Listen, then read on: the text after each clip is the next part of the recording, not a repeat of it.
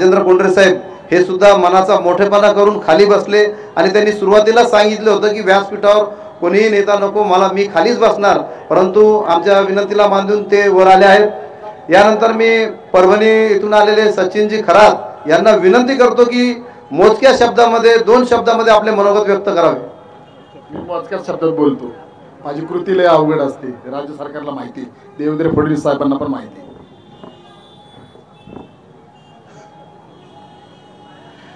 मंत्री धनंजय मुंडे,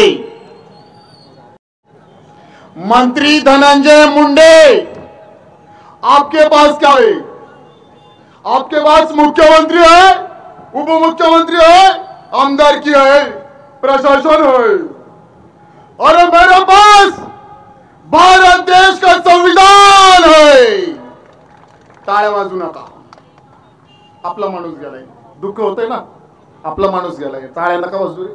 आपल्या घरातील माणूस गेला टाळ्या पण वाजवतं का? कधीच वाजू नका टाळ्या। विनंती, आपलं दुःख आहे। सुरुवात करतो, रयतेचे राजे शिवाजी महाराज, संभाजीराजे फुले शाहू आंबेडकर यांच्या विचाराला अभिवादन करतो। बीड जिल्ह्यामध्ये माझा भाऊ सरपंच संतोष देशमुख याची हत्या या राज्य सरकारने केलेली आहे। हा राज्य सरकारवर माझा आरोप आहे, कारण या देशामध्ये दलितांना मारलं म्हणून एक मराठा समाजाचा माझा भाऊ येतो आणि म्हणतो चल कुणी मारलं दाखव, आणि त्यावेळेस याच माझ्या भावाला या खंडणीखोरांनी बेदम मारहाण केले, अतिशय निर्गुणपणे मारलं। अरे लाज वाटली पाहिजे, हिम्मत होती ना मारण्याची तुम्हाला, तर फोन कशाला लावायचे? समोर यायचं ना, समोर यायचं होतं स्वतः मारायला।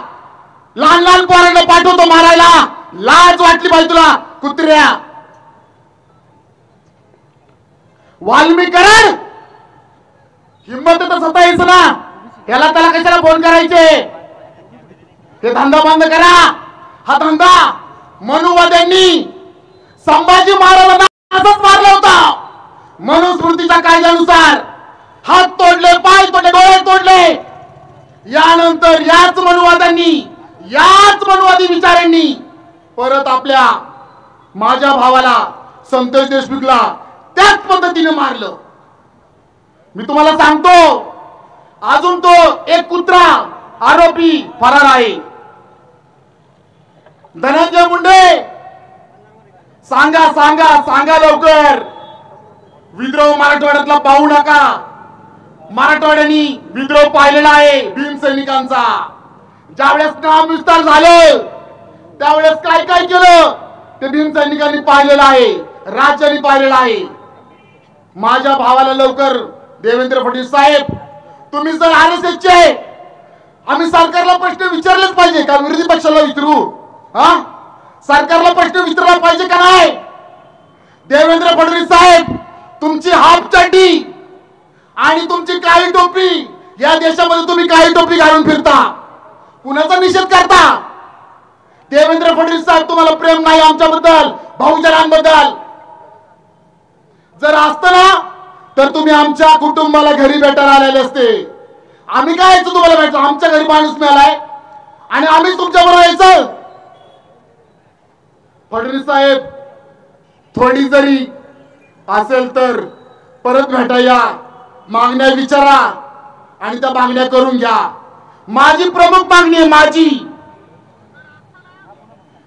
अॅट्रॉसिटीच्या अधिकाऱ्यांनी दाखल करून घेतली नाही।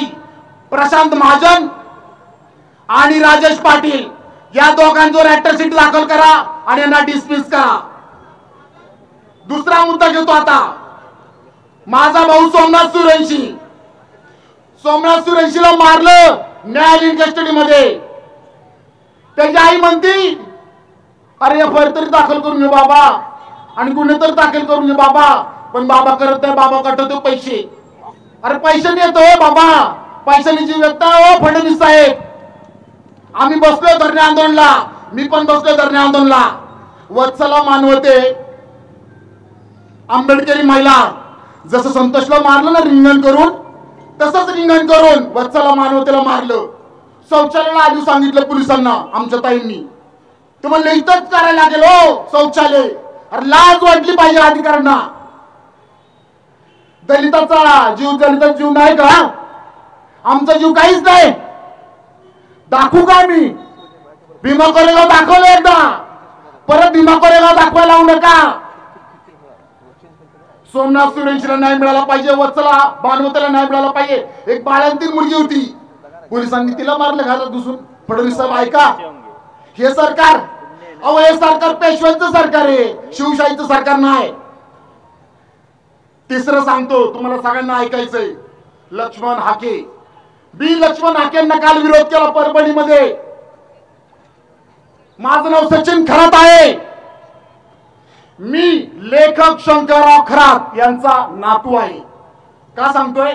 मराठवाड्यांनो, करांनो, माझे आजोबा औरंगाबाद विद्यापीठाचे 1975 साली कुलगुरू होते, vice chancellor doctor Shankarrao Kharat. मी त्यांचा नातू आहे. लक्ष्मण हाकेंनी काय केलं मला समजलं. लक्ष्मण हाके येणार आहे. मी 4 दिवस बसलो होतो परभणीला. लक्ष्मण हाके येणार म्हटल्यानंतर मी कार्यकर्त्यांना सांगितलं, बाबा हाके जर आला तर मी काय मांडीला बसणार नाही. साहेब काय झालं? म्हटलं काय झाले जरा युट्यूबला बघा, बातम्या बघा जरा. या नालायकांनी वाल्मिकरांची बाजू घेतो. हा नालायक. अरे लाज वाटली पाहिजे नालायकाला. मग मी साईडला झालो. मीडियामध्ये चर्चा सुरू झाली की खरात साहेब साईडला काय गेले. जनतेमध्ये, आमच्या आंबेडकरी जनतेमध्ये चर्चा चालू झाली, साईडला काय गेले. नको म्हणलो, कशाला वाद असं वाटलं.